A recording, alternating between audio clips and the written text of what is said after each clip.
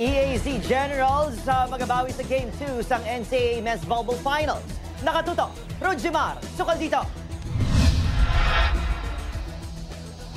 Nakuha sang EAC Generals ang unang set sang hampang batok sa defending champions kag undefeated sa season 99 nga Perpetual Altas. Pero nagpangibabaw gihapon ang championship experience sang Perpetual kag natigayon niya makuha batok sa EAC ang hampang. Actually, yung system namin na yun ang nagpapanalo sa amin.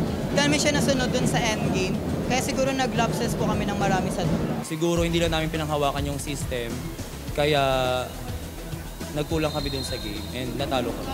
Pero bisan pa wala sang mga inigin lauman ang naging resulta sang Game 1. Bilang general, padayon gihapon ang hampang.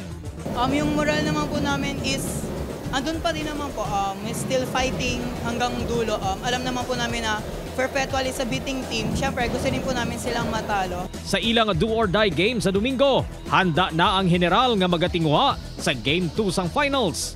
No retreat, no surrender.